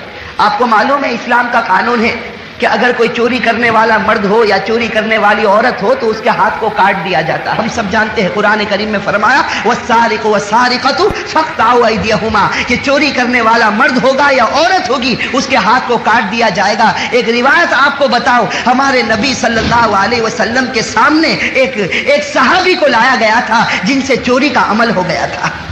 ایک صحابی کو لایا گیا جن سے چوری کا عمل ہو گیا. تحقیق کرنے کے بعد پتا چلا کہ بھائی چوری ہوئی ہے اور چوری ثابت ہو گئی. ہمارے نبی نے حکم دیا کہ ان کا ہاتھ کاٹ دیا جائے. چنانچہ وہ صحابی کو میدان میں کھڑا کیا گیا, سارے صحابہ موجود ہیں, ہمارے نبی ایک کنارے پر کھڑے ہیں, وہ صحابی کا ہاتھ کٹتا ہے اور یہاں ہمارے نبی کی آنکھوں سے آنسو جاری ہوتے ہیں. یہاں ہمارے نبی کی آنکھوں سے آنسو جاری ہوتے. حضرت خالد ابن ولید رضی اللہ تعالی عنہ وہاں موجود ہے. جب ہمارے نبی کے چہرے کو دیکھتے ہیں کہ ہمارے نبی تو رو رہے, خالد ابن ولید قریب میں آ کر کہتے ہیں کہ نبی تمہیں رونا آتا, وہ گنہگار تھا, اس نے چوری کی تھی, اس کے ہاتھ کو کاٹ دیا گیا, اس میں آپ کو رونے کی کیا ضرورت ہے؟ قربان جائے ہمارے آقا پر کتنا پیارا جملہ فرمایا, خالد تو نے اس کے گنہگار ہونے کو دیکھا, میں نے اس کے امتی ہونے کو دیکھا ہے. تو نے یہ دیکھا کہ اس نے گناہ کیا, میں نے یہ دیکھا کہ وہ میرا امتی ہے. آج دنیا میں اس کا ہاتھ کاٹا گیا, مجھ سے برداشت نہیں ہوا. میرے بھائیوں بتاؤ, جب کسی امتی کے بارے میں جہنم کا فیصلہ ہوگا تو ہمارے نبی کو کیسے برداشت ہوگا؟ میرے بھائیوں ہمارے نبی صلی اللہ علیہ وسلم یہ وہ شخص ہے کہ اگر ہمیں محبت کرنی ہوتی تو ہم اسی سے محبت کرتے, جن کو اللہ نے خوبصورتی بھی دی, جن کو اللہ تعالیٰ نے مال بھی دیا. اور میرے بھائیوں تیسری چیز جو ہمارے نبی صلی اللہ علیہ وسلم کے پاس تھی وہ مذہب تھا, وہ دین تھا. ہمارے نبی صلی اللہ علیہ وسلم جو مذہب لے کر آئے, جو دین لے کر آئے, میرے بھائیوں اس سے بڑھ کر کوئی دین نہیں ہو سکتا, اس سے بڑھ کر کوئی مذہب نہیں ہو سکتا. خود اللہ تعالیٰ نے کلام پاک میں فرما دیا ان الدین عند اللہ الاسلام. اللہ نے کلام پاک میں اعلان کر دیا کہ اگر کوئی مذہب سچا ہے, اگر کوئی مذہب پکا ہے تو وہ مذہب اسلام ہے. اسی طرح اللہ نے کلام پاک میں دوسری جگہ فرمایا وَمَن يَبْتَغِ غَيْرَ الْإِسْلَامِ دِينًا فَلَن يُقْبَلَ مِنْهُ. اللہ نے فرما دیا کہ مذہب اسلام کے علاوہ کسی بھی مذہب میں جاؤ گے مارے جاؤ گے, نہ دنیا میں قبول ہوگا نہ آخرت میں قبول ہوگا. تو میرے بھائیوں ہمارے نبی صلی اللہ علیہ وسلم جو دین لے کر آئے وہ بھی سب سے بڑا پکا. ہمارے نبی کے پاس مال بھی موجود, ہمارے نبی کے پاس خوبصورتی بھی موجود, ہمارے نبی کے پاس جاہ و جلال بھی موجود. اور اگر خاندان دیکھو تو ہمارے نبی جس خاندان کے تھے وہ سب سے اونچا خاندان ہے. ہم سب جانتے ہیں کہ ہمارے نبی جس خاندان سے تعلق رکھتے ہیں وہ قریشی خاندان ہے, اور قریشی خاندان یہ عرب کا سب سے بڑا اور سب سے زیادہ اونچے درجے کا خاندان. اور اس کو قریشی اسی لیے کہا جاتا اس لیے کہ قریش کے معنی لغت میں آتے ہی ہے اس بڑی مچھلی کو کہتے ہیں جو ساری چھوٹی مچھلیوں کو نگل لے. قریش اصل میں اسی مچھلی کو کہا جاتا جو بڑی مچھلی ہو اور ساری چھوٹی مچھلیوں کو نگل لے. اور ہمارے نبی کے خاندان کو قریش اسی بنیاد پر کہا جاتا کہ یہ وہ اونچا خاندان ہے کہ سارے نیچے خاندان ان کے ماتحت ہے. یہ سب سے اونچا خاندان ہے جو ہمارے نبی صلی اللہ علیہ وسلم کا خاندان، جس کو قریش کہا جاتا۔ تو میرے بھائیو، ہمارے نبی کے پاس خاندان بھی بہت اونچا۔ اور آخری جو چیز ہے کہ کوئی انسان کسی سے اس لیے محبت کرے کہ اس کے احسانات بہت ہو، تو میرے بھائیو، ہمارے نبی کے ہم پر جتنے احسانات ہیں اس کو کوئی شمار بھی نہیں کر سکتا، اس کو کوئی گن بھی نہیں سکتا کہ ہمارے نبی صلی اللہ علیہ وسلم کے کتنے احسانات ہیں۔ ہمارے نبی صلی اللہ علیہ وسلم کے اتنے احسانات میرے بھائیوں ہمارے اوپر ہے۔ ایک روایت سے اس کا انداز ہوگا۔ ایک روایت ہے کہ جب قیامت کا میدان قائم ہوگا تو اللہ تبارک و تعالی اپنے عرش کے اوپر جلوہ افروز ہوں گے۔ اللہ تبارک و تعالی اپنے عرش کے اوپر جلوہ افروز ہوں گے، اور روایت میں ہے کہ اللہ کے عرش کے قریب بڑے اونچے اونچے خوبصورت ممبر لگے ہوں گے، اور ہر ممبر کے اوپر ایک نبی بیٹھا ہوگا۔ ہر ممبر کے اوپر ایک نبی بیٹھا ہوگا، اور اللہ تبارک و تعالی اپنے عرش کے اوپر جلوہ افروز ہوں گے۔ روایت میں ہے کہ سارے ممبروں کے اوپر ہر نبی بیٹھا ہوگا، لیکن اللہ کے عرش کے قریب جو سب سے اونچا ممبر ہوگا وہ ممبر خالی ہوگا، اس پر کوئی نظر نہیں آئے گا۔ روایت میں ہے کہ قیامت کا میدان قائم ہو جائے گا، حساب کتاب شروع ہوگا۔ حضرت ابراہیم علیہ السلام اس وقت ہمت کریں گے اور اللہ تبارک و تعالیٰ سے کہیں گے کہ اللہ تو عرش کے اوپر جلوہ افروز ہو گیا، اے اللہ ہر نبی اپنے اپنے ممبر کے اوپر بیٹھ گیا، لیکن تیرے عرش کے قریب جو ممبر ہے، جو سب سے اونچا ممبر ہے، یہ ہمیں خالی کیوں نظر آتا ہے؟ اس وقت اللہ تبارک و تعالیٰ کہیں گے اے ابراہیم تجھے نہیں معلوم یہ میرے آخری نبی محمد الرسول اللہ صلی اللہ علیہ وسلم کا ممبر ہے، یہ میرے آخری نبی محمد الرسول اللہ صلی اللہ علیہ وسلم کا ممبر ہے۔ اس وقت حضرت ابراہیم پوچھیں گے کہ تیرے آخری نبی نظر کیوں نہیں آتے؟ اللہ تعالیٰ کہیں گے اس نبی نے مجھ سے وعدہ کیا ہے کہ جب تک میرا ہر امتی جنت میں نہیں جائے گا وہاں تک میں چین اور سکون کے ساتھ ممبر پر نہیں بیٹھوں گا۔ میرے بھائیو سوچو ہمارے نبی صلی اللہ علیہ وسلم کے ہمارے اوپر احسانات، سوچو اتنے احسان ہیں میرے بھائیو ہمارے نبی صلی اللہ علیہ وسلم کے کہ ان احسان کو کوئی شمار نہیں کر سکتا۔ ہمارے نبی صلی اللہ علیہ وسلم نے ہمارے ساتھ میں بہت محبتیں کی، وہ ہمارے واسطے بہت روئے میرے بھائیو، وہ راتوں کو ہمارے واسطے بہت تڑپے۔ بخاری شریف کی روایت ہے، بخاری شریف کی روایت ہے، حضرت ابو طلحہ رضی اللہ تعالی عنہ فرماتے ہیں کہ جس وقت صحابہ کرام خندق کھود رہے تھے، حضرت ابو طلحہ رضی اللہ تعالی عنہ فرماتے ہیں کہ جس وقت صحابہ کرام خندق کھود رہے تھے ہر صحابی کو بھوک لگی تھی، ہر صحابی بے چین تھا، کئی دن ہو گئے کسی صحابی کو کھانے کو کچھ ملا نہیں تھا۔ حضرت ابو طلحہ فرماتے شکونا الی رسول اللہ صلی اللہ علیہ وسلم الجوع، ہم نے ہمارے نبی کو آ کر شکایت کی کہ اللہ کے رسول ہم بھوکے ہیں، اللہ کے رسول کئی دن ہو گئے ہمیں کھانا نہیں ملا۔ حضرت ابو طلحہ فرماتے ہیں ورفعنا عن بطون عن حجر، ابو طلحہ فرماتے ہیں کہ ہم سب صحابی آتے ہمارے نبی کو بھوک کی شکایت کرتے، اور جب ہم نبی کو دیکھتے کہ نبی کوئی جواب نہیں دیتے، صحابہ کرام فرماتے ہم اپنی پیٹ سے چادر کو اٹھاتے تو ہم سب صحابہ کے پیٹ پر ایک ایک پتھر بندھے ہوئے تھے، ہم سب صحابہ کے پیٹ پر ایک ایک پتھر بندھے ہوئے تھے۔ حضرت ابو طلحہ رضی اللہ تعالی عنہ فرماتے قربان جائے ہمارے آقا سرکار دو عالم صلی اللہ علیہ وسلم پر ہمارے نبی نے ہر صحابی کی شکایت کو سنا، ہر صحابی کے پیٹ پر ایک ایک پتھر کو دیکھا، ہمارے نبی نے کوئی جواب نہیں دیا، اپنا چہرہ جھکا دیا، اپنی گردن جھکا دی، اور ہمارے نبی نے اپنی چادر مبارک جب اپنے پیٹ سے اٹھائی ہے، ابو طلحہ فرماتے وہاں پیٹ پر دو پتھر بندھے ہوئے تھے۔ میرے بھائیو یہ ہمارے نبی کی محبت تھی، یہ ہمارے نبی کی تڑپ تھی۔ میرے بھائیو ایک روایت بتاؤ جس سے ہر مسلمان کا دل کانپنے لگتا ہے کہ مسجد نبوی کے کنارے پر ہمارے نبی صلی اللہ علیہ وسلم ایک دیوار کا ٹیک لگائے بیٹھے ہیں، آنکھوں سے آنسو جاری ہے۔ حضرت ابو ہریرہ رضی اللہ تعالی عنہ پہنچتے ہیں، پوچھتے ہیں ما یبکی کا یا رسول اللہ، اللہ کے رسول آپ کو رونا کیوں آتا؟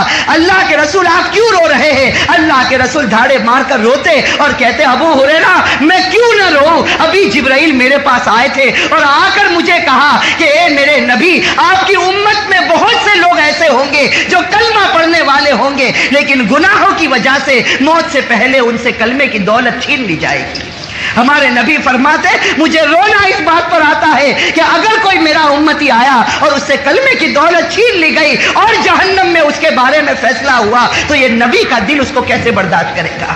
میرے بھائیوں ہمارے نبی صلی اللہ علیہ وسلم جو اس امت کے واسطے ہمیشہ بے چین رہے، جو اس امت کے واسطے ہمیشہ تڑپے ہیں، جو اس امت کے واسطے ہمیشہ روئے ہیں، حضرت عائشہ رضی اللہ تعالی عنہا فرماتی ہے کہ ایک رات میری آنکھ کھلی، میں نے اپنی آنکھ کھول کر دیکھا تو نبی بستر پر نہیں تھے۔ حضرت عائشہ فرماتی، خود فرماتی کہ میرے دل میں عجیب عجیب خیال آنے لگا کہ کہیں ایسا نہ ہو کہ اللہ کے رسول آج میری باری پر کسی اور بیوی کے پاس چلے گئے ہوں گے۔ حضرت عائشہ فرماتی میں تڑپ کر بستر سے اٹھ گئی، میں نے پورے کمرے میں تلاش کیا، مجھے میرے نبی نظر نہیں آئے۔ حضرت عائشہ فرماتی میں گھر کے باہر نکلی، دوسری بیویوں کے کمرے کے پاس سے گزری، لیکن مجھے میرے نبی نظر نہیں آئے۔ حضرت عائشہ فرماتی اب میرا دل دھڑکنے لگا کہ رات میں میرا شوہر میرے پاس تھا، رات میں میرا نبی میرے پاس تھا، یہ آدھی رات کو میرا نبی کہاں چلا گیا، میرا شوہر کہاں چلا گیا۔ حضرت عائشہ فرماتی میں ماری ماری گھر سے نکلی، در بدر بھٹکی، یہاں تک کہ میں حضرت فاطمہ کے گھر پر پہنچی۔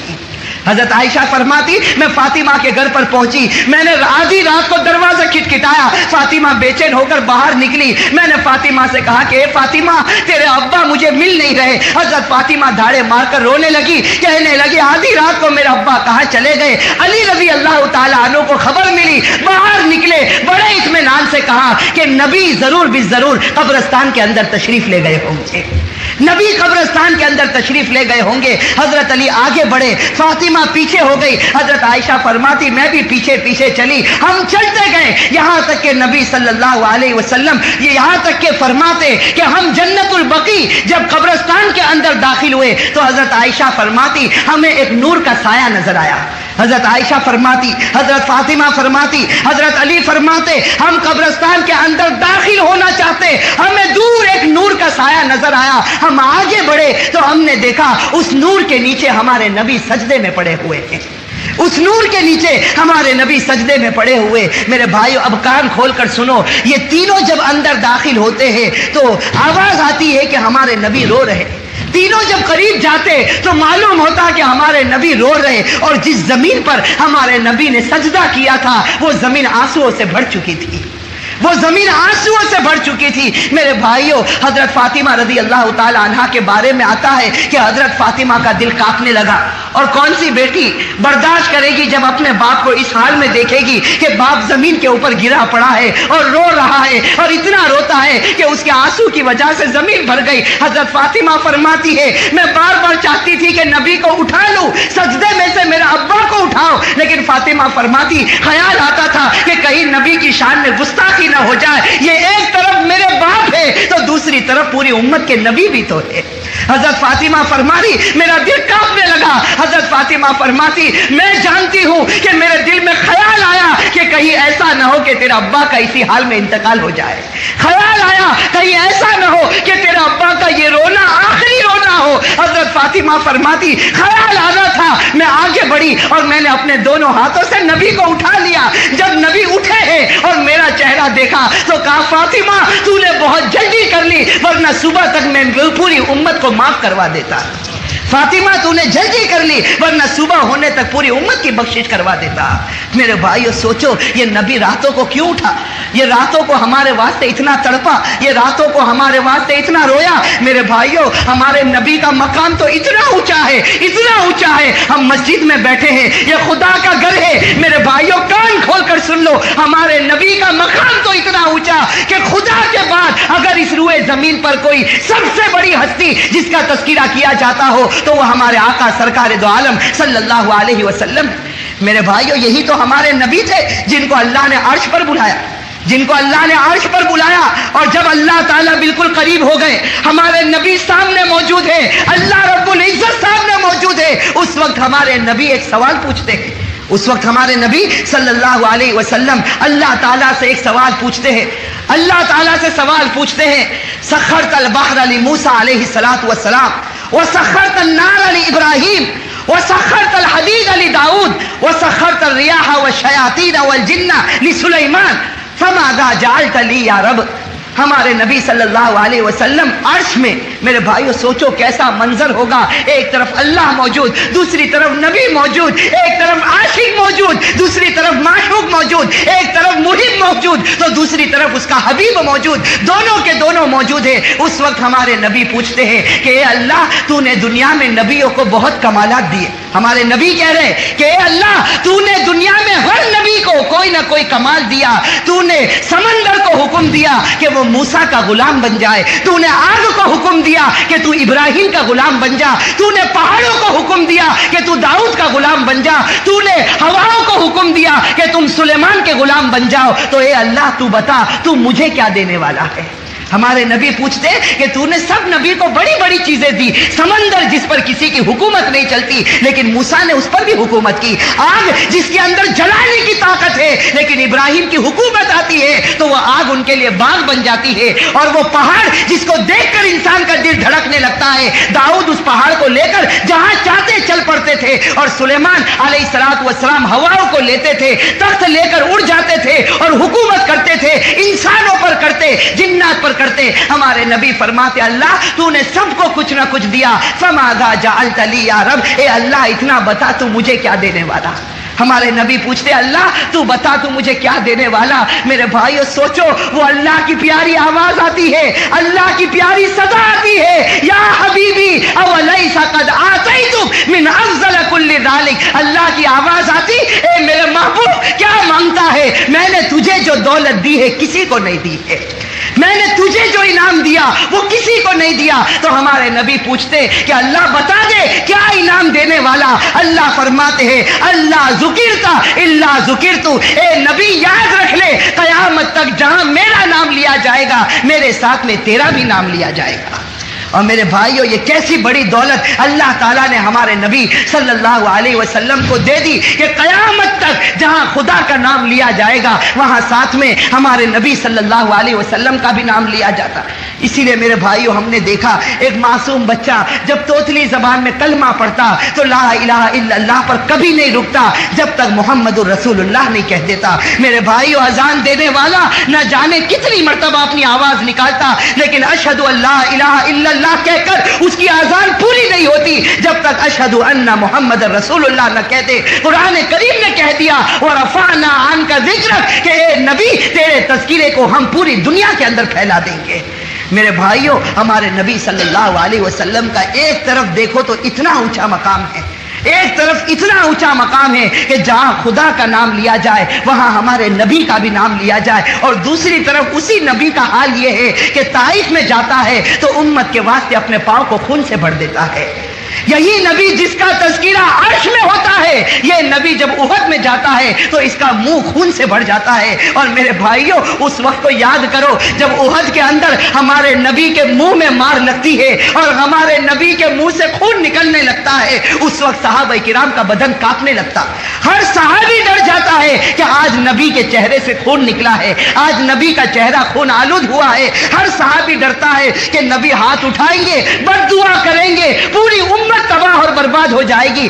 سارے صحابہ پریشان ہیں لیکن روایت میں آتا ہے کہ ہمارے نبی کے منہ سے خون نکلتا اور ہمارے نبی دونوں ہاتھ آسمان کی طرف اٹھاتے، صحابہ فرماتے ہیں کہ ہمیں ڈر لگتا ہے کہ کہیں یہ نبی بد دعا نہ کرے، لیکن صحابہ فرماتے کیسا پیارا نبی ہمیں ملا تھا، ہاتھوں کو اٹھا کر کہتا ہے کہ اللہ میرے سے کوئی قصور ہوا ہوگا جس کی سزا تو نے مجھے دی ہے۔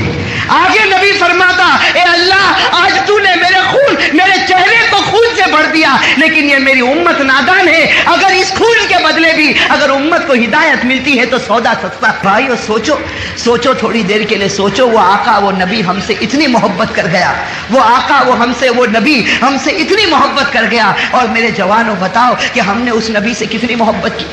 میرے بھائیو وہ صحابہ کرام کی زندگی کو اٹھا کر دیکھو، وہ کیسے صحابہ کرام تھے کہ نبی کا ایک حکم سامنے آتا کسی صحابی کی مجال نہیں ہوتی کہ میرے نبی کا فرمان آ جائے پھر میں پیچھے ہٹوں۔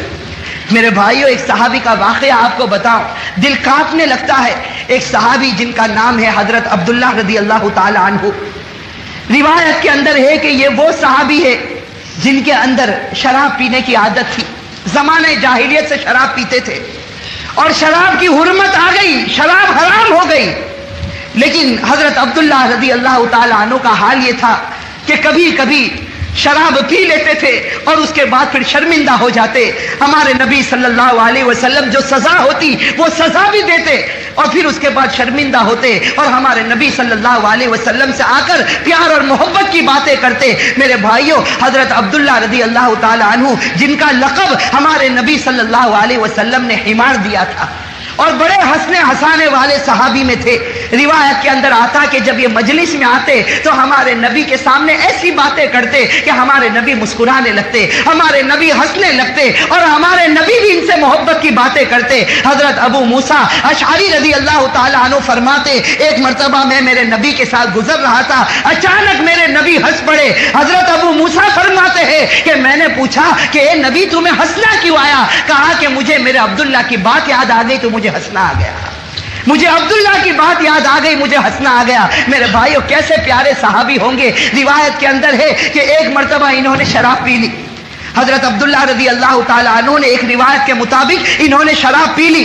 اب ہمارے نبی صلی اللہ علیہ وسلم کے سامنے لایا گیا، ہمارے نبی کے سامنے لایا گیا اور اسلام کی جو سزا ہے وہ سزا ان کو دی گئی. اور سزا دینے کے بعد ایک صحابی کھڑے ہوتے اور اتنا جملہ کہتے ہیں، حضرت عبداللہ سے کہتے ہیں کہ عبداللہ تم کتنی مرتبہ شراب پیتے ہو، کتنی مرتبہ تمہیں نبی سزا دیتے ہیں، کتنی مرتبہ یہ عادت تمہارے اندر آتی ہے؟ تو اس وقت ہمارے نبی فرماتے لا تلعنوا کہ میرے عبداللہ کو برا بھلا مت کہو. اللہ کے نبی کہتے لا تلعنوا، جو سزا دینی تھی میں نے اسلام کے مطابق دے دی، لیکن اب عبداللہ کو برا بھلا مت کہو. فواللہ ما علمت الا انہ یحب اللہ ورسولہ، مجھے تو صرف اتنا معلوم ہے کہ یہ اللہ اور اللہ کے رسول سے محبت کرتا ہے. میرے بھائیوں مجھے بتانا یہ کہ صحابہ کرام کو دیکھو، یہ حضرت عبداللہ کو دیکھو جن کے شراب پینے کی عادت ہے اور ہمارے نبی کے زمانے میں کبھی بھول سے شراب پی لی، کبھی غفلت میں آ کر شراب پی لی. ہمارے نبی نے ان کو سزا دی ہے. روایت کے اندر آتا ہے کہ جس وقت حضرت عمر کا زمانہ آیا، جب عمر فاروق رضی اللہ تعالی عنہ امیر المؤمنین بنے اور عمر فاروق کا جب زمانہ آیا اور رومیوں کے ساتھ مقابلہ کرنا تھا تو حضرت عمر فاروق رضی اللہ تعالی عنہ نے ایک بڑے لشکر کو تیار کیا اور اس لشکر کا کمانڈر اسی حضرت عبداللہ رضی اللہ تعالی عنہ کو بنایا. حضرت عبداللہ کو لشکر کا کمانڈر بنایا اور حکم دیا کہ رومیوں کے ساتھ مقابلہ کرنا. اب حضرت عبداللہ کے بارے میں ہے کہ اس وقت جوان تھے، تندرست تھے، خوبصورت تھے اور حضرت عبداللہ ہنسنے ہنسانے والے آدمی تھے. اب پورے لشکر کو لے کر چلے. روایت میں ہے کہ حضرت عبداللہ رضی اللہ تعالی عنہ پورے لشکر کو لے کر چلے اور جب روم کی سلطنت میں پہنچے اور وہاں بڑے گھمسان کی لڑائی ہوئی، وہاں بڑی زوردار لڑائی ہوئی، رومیوں کے ساتھ بڑا مقابلہ ہوا، لیکن خدا کا کچھ فیصلہ ایسا ہوا کہ حضرت عبداللہ اپنے لشکر کے ساتھ ہار گئے اور رومیوں کو جیت نصیب ہوئی. سارے رومی جیت گئے اور حضرت عبداللہ رضی اللہ تعالی عنہ ہار گئے. میرے بھائیوں دیکھو کیسے پکے صحابی تھے، ہار گئے. پورے لشکر کو روم کے بادشاہ کے سامنے پیش کیا گیا، روم کے حاکم کے سامنے پورے لشکر کو پیش کیا گیا. اب سب سے پہلے کمانڈر کو بلایا، حضرت عبداللہ کو بلایا. اب وہ رومی حاکم جانتا تھا کہ یہ مسلمانوں کا آج کمانڈر بن کر آیا ہے اور اس کے اندر شراب پینے کی بھی عادت ہے، بڑا خوبصورت ہے، بڑا تندرست ہے. وہ رومی خلیفہ، وہ رومی حاکم سب جانتا تھا. اس نے کمانڈر حضرت عبداللہ کو بلایا اور بلانے کے بعد حضرت عبداللہ کی تعریفیں کرنا شروع. حضرت عبداللہ کو کہا کہ عبداللہ تم اس وقت مسلمانوں کے کمانڈر بن کر آئے ہو، اللہ نے تمہیں کتنی اچھی خوبصورتی دی ہے، اللہ نے تمہیں کتنی اچھی طاقت دی ہے اور تم بھی شراب پیتے ہو جیسے ہم شراب پیتے ہیں اور تمہارے اندر وہ بہادری ہے جو ہمارے اندر بہادری ہے، لیکن بس ایک کمی ہے، یہ کمی ہے کہ تو ہمارے مذہب کو قبول نہیں کرتا ہے، تو ہمارے عیسائی مذہب کو قبول نہیں کرتا. میرے بھائیو روایت میں ہے حضرت عبداللہ کا چہرہ غصے کے مارے تل ملانے لگا اور اس وقت کہا اے رومی کتے تو مجھ سے میرا مذہب چھیننا چاہتا ہے، اے رومی کتے تو مجھ سے میرا مذہب چھیننا چاہتا. اور اس وقت حضرت عبداللہ کہتے ہیں کہ دیکھ میں دنیا کی ہر چیز لٹا سکتا ہوں لیکن میرے نبی نے جو اسلام لے کر آئے، میرا نبی جو میرا مذہب بنا کر گیا اس مذہب کو میں نہیں چھوڑ سکتا. روایت میں ہے کہ وہ روم کے حاکم کو غصہ آیا، حکم دیا کہ اس کمانڈر کو، اس عبداللہ کو کسی کوٹھڑی کے اندر بند کر دو. چنانچہ روایت میں ہے کہ ایک چھوٹی سی کوٹھڑی تھی، اس کے اندر حضرت عبداللہ کو رکھ دیا گیا. 7 دن تک حضرت عبداللہ اس کمرے میں رہے، نہ پانی کا ایک قطرہ پہنچا، نہ کھانے کا ایک لقمہ پہنچا ہے. 7 دن کے بعد وہ روم کا کہتا ہے مجھے یقین ہے کہ یہ کمانڈر مر چکا ہوگا, یہ کمانڈر ختم ہو گیا ہوگا, پورا کمرہ بدبو مارتا ہوگا, کمرے کو کھولو اور اس کی لاش کو باہر نکالو. وہ رومی حاکم کہتا ہے کہ جب دروازے کو کھولا گیا تو حضرت عبداللہ ویسے ہی بیٹھے ہوئے نظر آ رہے تھے. حضرت عبداللہ اسی کمرے میں بیٹھے ہوئے نظر آتے. وہ رومی حاکم ان کو باہر بلاتا. حضرت عبداللہ کے بدن میں کمزوری ہے, 7 دن سے کھانا نہیں کھایا, 7 دن سے پانی کا گھونٹ نہیں پیا. حضرت عبداللہ کو باہر بلایا جاتا, پھر دعوت دی جاتی کہ تو عیسائی مذہب کو قبول کر لے. حضرت عبداللہ وہی جواب دیتے کہ نبی کی محبت کو میں قربان نہیں کر سکتا. بس وہ حاکم کو غصہ آتا, پھر کمرے میں بند کرتا, اور کمرے میں بند کرنے کے بعد ایک خوبصورت لڑکی کا انتظام کرتا. اس کو آدھے کپڑے پہنا تھا, آدھی ننگی رکھتا, اور اس کے بعد ایک شراب کی بوتل ہاتھ میں دیتا, خنزیر کا گوشت, سور کا پکا ہوا گوشت دیتا, اور اس لڑکی سے کہتا کہ جا اس کمرے میں چلی جا, جہاں عبداللہ بند ہے اس کمرے میں چلی جا, اندر سے دروازہ بند کر دینا اور اس کے سامنے بیٹھ جانا, اور عبداللہ کو بہکانے کی کوشش کرنا, اس کو شراب پلانا, اس کے پاس زنا کروانا اور سور کا گوشت کھلانا. اس کے بعد وہ ہمارے مذہب کو قبول کر لے گا. میرے بھائیو, اب امتحان کی کڑی آتی ہے. یہ صحابی تھے جن کے اندر پہلے شراب پینے کی عادت تھی, لیکن آج نبی کی محبت کا سودا تھا, آج اپنے ایمان کا امتحان تھا. روایت میں ہے کہ وہ لڑکی اندر داخل ہوتی ہے. حضرت عبداللہ رضی اللہ تعالی عنہ کو جب معلوم ہوتا کہ یہ لڑکی کمرے میں داخل ہوئی جس نے پورے کپڑے بھی نہیں پہنے, حضرت عبداللہ اپنی گردن کو جھکا دیتے. حضرت عبداللہ اپنی گردن کو جھکا دیتے. روایت میں ہے کہ 3 دن تک وہ لڑکی اسی طرح بیٹھی رہی. 3 دن کے بعد اس لڑکی نے دروازے کو کھولا اور باہر نکل کر کہا انہ لحجر, کہ اے حاکم تو نے مجھے جس کے پاس بھیجا وہ انسان نہیں, وہ تو کوئی پتھر کی مورتی معلوم ہوتی ہے, وہ کوئی پتھر کی مورتی معلوم ہوتی ہے کہ جب سے میں گئی ہوں اس نے چہرے کو نیچے کیا ہے تو اس نے اپنی گردن نہیں اٹھائی. اور پھر وہ لڑکی بڑا پیارا جملہ کہتی ہے. وہ لڑکی اس حاکم وقت سے کہتی ہے کہ جس پر یہ ایمان لایا میں نہیں جانتی وہ کون ہے, لیکن بڑا پکا ہے جس نے اس کی تربیت کی ہے, تو اسی ذات پر میں بھی ایمان کو قبول کر لیتی ہوں. میرے بھائیو, روایت کے اندر ہے وہ حاکم وقت کو غصہ آتا, دل ملا جاتا, حضرت عبداللہ کو باہر بلاتا. حضرت عبداللہ بڑے وقار کے ساتھ لیکن بدن میں تھوڑی کمزوری ہے نکل کر حاکم وقت کے سامنے کھڑے ہوتے. وہ حاکم وقت اپنے درباریوں کو حکم دیتا کہ میرے سامنے دیگ میں تیل کو جلایا جائے اور تیل کو جوش مارا جائے. جب تیل جوش مارنے لگتا ان کے لشکر میں سے ایک صحابی کو لایا جاتا اور ان کو اس آگ میں ڈال دیا جاتا. تھوڑی دیر میں وہ جل کر بھون ہو جاتے, جل کر خاک ہو جاتے.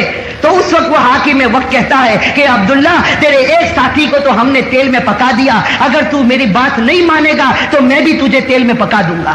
میرے بھائیو, قربان جائے حضرت عبداللہ پر رونے لگتے, آنکھوں سے آنسو جاری ہوتے. وہ روم کا حاکم کہتا یہ پہلی مرتبہ میں نے عبداللہ کی آنکھ میں آنسو دیکھے. حضرت عبداللہ کی آنکھوں سے آنسو جاری ہوتے. وہ روم کا حاکم سمجھتا کہ میرا معاملہ آسان ہو گیا, یہ رو پڑا, یہ ڈر گیا. وہ روم کا حاکم کہتا ہے معلوم ہوتا تم نرم ہو گئے, تم ڈر گئے. حضرت عبداللہ کہتے اس ذات کی قسم جس کے قبضے میں میری جان ہے میں اس لیے نہیں روتا کہ تو مجھے تیل میں پکا دے گا. اے روم کا حاکم سن لے, میں اس لیے روتا ہوں کہ خدا نے مجھے ایک ہی جان دی ہے, اگر 100 جان دی ہوتی تو آج اسی کو میں قربان کر دیتا. میرے بھائی, اور روایت کے اندر ہے وہ روم کا حاکم سمجھ جاتا یہ بڑا پکا, یہ بڑا سچا ہے, حکم دیتا کہ تم واپس مدینے چلے جاؤ. حضرت عبداللہ اپنے لشکر کو لے کر جب واپس مدینے جاتے, عمر فاروق مدینے کی باؤنڈری پر کھڑے ہیں. حضرت عبداللہ دور سے نظر آتے, عمر فاروق کی آنکھوں سے آنسو جاری ہے. کہتے ہیں کہ اے عبداللہ مجھے تیرے نبی نے بتایا ہے کہ تیرا مقام مجھ سے بھی اونچا نظر آ رہا ہے. میرے بھائیو سوچو, ہمارے نبی صلی اللہ علیہ وسلم کے اشاروں پر یہ وہ صحابہ تھے جو اپنے آپ کو قربان کرنے والے تھے. میرے بھائیو کاش کہ اللہ ایسا جذبہ ہم کو بھی نصیب کرے. میرے بھائیو یہ جو واقعات ہم نے سنے اور ہمارے نبی صلی اللہ علیہ وسلم کی زندگی کے بارے میں جو کچھ بھی ہم نے سنا, میرے بھائیو آج ہمارے جوانوں کا جو سب سے بڑا حق ہے, اور خاص کر کے آج کے ماحول میں میرے بھائیو اور میرے جوانوں, دیکھو بیان. السلام علیکم دوستو, امید کرتا ہوں آپ حضرات کو یہ بیان اچھا لگا ہوگا. بیان اچھا لگے تو ہماری ویڈیو کو ایک لائک ضرور کرے, اور پھر کسی ایسے ہی نیکسٹ بیان کے ساتھ ملتے ہیں. تب تک کے لیے اللہ حافظ.